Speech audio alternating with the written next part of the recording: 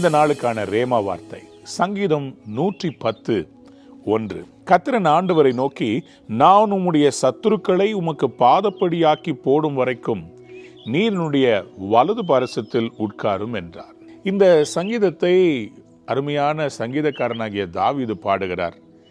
இது ஒரு மெசியானிக் சாம், அதாவது மேசியா பின்பாக வரப்போகிற இயேசு சாமியை பற்றி சங்கீதக்காரன் பல 100 ஆண்டுகளுக்கு முன்பாக அவர் இந்த பாடலை பாடுகிறார்.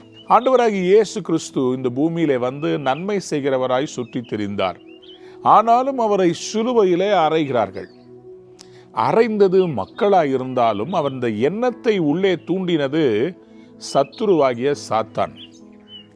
சாத்தான் தான் ஜனங்களை ஏவி விட்டு இயேசு சாமியை அழிச்சிட்டா அவருடைய அற்புதம் ஜனங்கள் மத்தியில பரவாது, ஜனங்க விடுதலை அடைய மாட்டாங்க, வியாதியிலிருந்து சுகமடைய மாட்டாங்கன்னு சொல்லி மரணோன்ற பயத்துல எல்லாரையும் கட்டி வைக்கணும்னு சொல்லி சாத்தான் ஒரு பிளானை போட்டான்.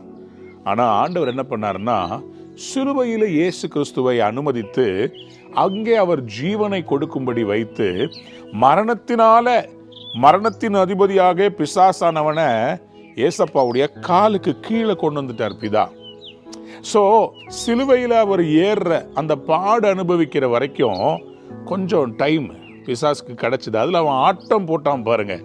இன்னைக்கு உங்கள் லைஃப்லையும் கூட உங்களுக்கு விரோதமாக இருக்கிற மனிதர்கள் இல்லைங்க, உங்களுக்கு விரோதமாக பிசாசு தான் பின்னாடியிலேருந்து ஆப்ரேட் பண்ணிட்டு இருக்கிறான்.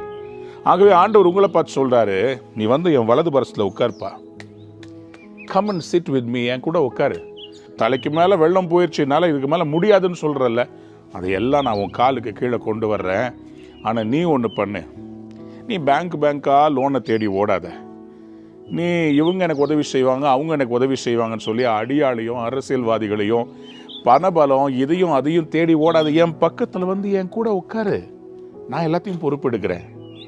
ஆண்டவர் நம்மக்கிட்ட எதிர்பார்க்கறது ஒன்றே ஒன்று தான், வந்து கூட உட்கார், என் பக்கத்தில் வந்து உட்கார். கடவுள் பாதத்தில் உட்கார்ந்து பாருங்க, இன்னைக்கு உங்களுடைய சத்துருக்களை அவர் பாதப்படி ஆக்கி விடுவார். ஏன்னா உங்களுக்கு விரோதமாக இருக்கிற இந்த யுத்தம் உங்களுடையதல்ல, இது கடவுளுடைய யுத்தம். நீங்கள் அவருடைய பேரை சொல்லி இந்த பூமியில் வாழ்கிறீங்க. அப்படியானா அவர் உங்கள் அப்பா இல்லை, அவர் தானே உங்களுக்காக யுத்தம் பண்ண வேண்டியது அவருடைய கடமை, உங்களை ஆசீர்வதிக்க வேண்டியது அவருடைய கடமை. உங்களுக்கு விரோதமாக இருக்கிறதெல்லாம் உங்கள் காலுக்கு கீழே கொண்டு வர போகிறாருங்க. நீங்கள் வந்து அவருடைய வலது பரசத்தில் உட்காருங்க, ரைட் ஹேண்டில் அவர் பக்கத்தில் உட்காருங்க. உங்கள் தோல் மேலே அவர் கையை போட்டு சொல்லுவார், தொடரா பாப்போ என் பையனை அப்படின்னு சொல்லுவார். உங்களுக்காக அவர் வைராக்கியம் பாராட்டுறாங்க அப்பாங்க. இன்னைக்கு அவருடைய கரம் உங்கள் மேலே இறங்குது. உங்களுக்கு விரோதமாக இருக்கிற எல்லா சத்துருக்களையும் பாதப்படி ஆக்கி போட்டுருவார். நீங்கள் செய்ய வேண்டியதெல்லாம் அவருடைய வலது பரசில் இருந்து உட்காருங்க. கடவுள் இந்த நாளில் உங்கள் வீட்டை ஆசீர்வதிப்பார், உங்கள் பிள்ளைகளை ஆசீர்வதிப்பார். உங்கள் பிள்ளைகளை யாரும் உங்கள் கையிலிருந்து பறிக்க முடியாது, உங்களுடைய வேலையை யாரும் எடுக்க முடியாது, உங்களுடைய ஆசீர்வாதத்தை யாருமே தொட முடியாது. கடவுள் உங்களோட இருக்கிறார். வலது பரசத்தில் உட்காருங்க, ஆசீர்வாதமாக இருப்பீங்க. இந்த நாள் நல்ல நாள், பொன்னாள், ஆசீர்வாதமான நாள். God bless you. Have a wonderful day. Relax. Sit with Jesus.